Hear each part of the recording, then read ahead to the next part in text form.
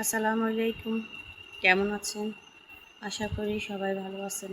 আল্লাহর রহমতে আপনাদের দোয়ার বরকতে আমরা আলহামদুলিল্লাহ ভালো আছি।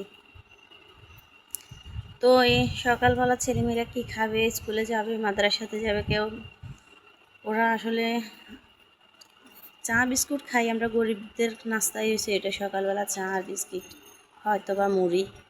কিন্তু এখন কি করব, ছেলেমেয়েরা খাইতে চাইতেছে না। তো এই বলতেছে যে বিরিয়ানি খাবে, তো বিরিয়ানি করবো, যে সে সামর্থ্য ছিল না। এখন আপনাদের ভাইয়ের ইনকাম কম, এখন করতেও পারতেছি না। তবে আপনারা হয়তো বলুন বিরিয়ানি করতে কত টাকাই লাগে, যাই লাগে আমাদের গরিবের কাছে 1 টাকা অনেক টাকা। তো দেখেন যে আমার ঘরে কয়েকটা চাল ছিল, বাসমতি চাল বলে মনে হয় এগুলার, হ্যাঁ।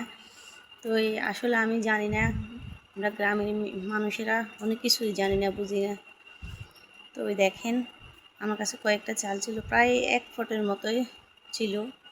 তো কয়েকটা মাংস ছিল, তো এগুলা দিয়ে আজকে ওদের জন্য তো বিরিয়ানি পাকাই নিছি।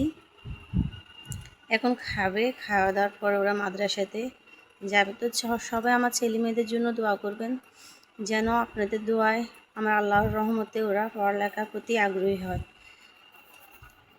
তো সবাই ভালো থাকবেন, সুস্থ থাকবেন।